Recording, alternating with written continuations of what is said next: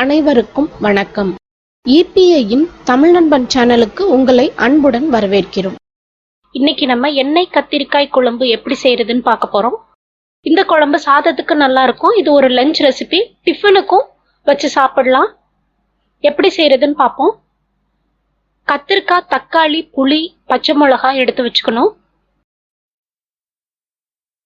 4 table spoon கடலெண்ணெய் ஊற்றணும்.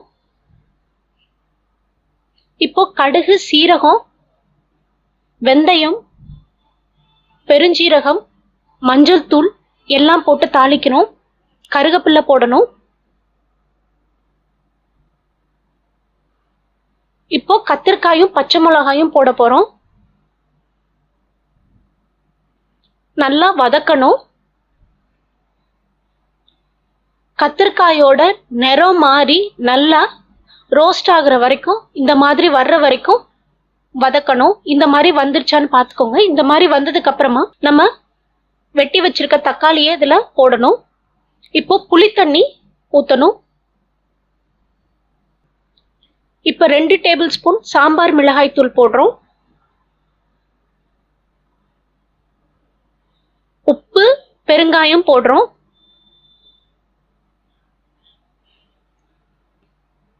தண்ணி தேவைப்பட்டா இந்த இடத்துல நம்ம ஊத்திக்கலாம்.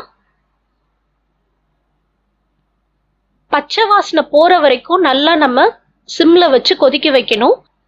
இன்னொரு கடாயில கடலைப்பருப்பு, துவரம் பருப்பு, உளுந்தம் பருப்பு,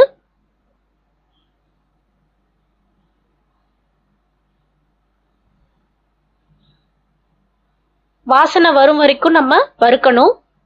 அடுத்து வெந்தயம், கடுகு, மிளகு, பெருஞ்சீரகம், சிறுஞ்சீரகம் போட்டு நம்ம வறுக்கிறோம். இப்ப கடுகு நல்லா பொரிஞ்சு வந்த உடனே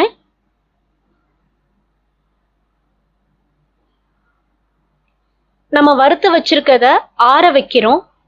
ஆறுனதுக்கு அப்புறமா நம்ம மிக்சியில தனியா பவுடர் 1 டேபிள் ஸ்பூன் போடுறோம். வெள்ளைப்பூடு ஒரு 10 பூண்டு போட்டுக்கிறோம். அதை நல்லா மிக்சியில நைஸா இந்த மாதிரி அரைச்சுக்கணும். அரைச்சு நம்ம இந்த குழம்புல போட்டு நம்ம மிக்ஸ் பண்ணணும். இப்ப தண்ணி தேவைப்பட்டா நம்ம ஊத்திக்கலாம். இப்ப நம்மளுடைய எண்ணெய் கத்திரிக்காய் குழம்பு ரெடி ஆயிடுச்சு. இந்த குழம்பு சாதத்துக்கு, இட்லிக்கு, தோசைக்கு ரொம்ப ருசியா இருக்கும்.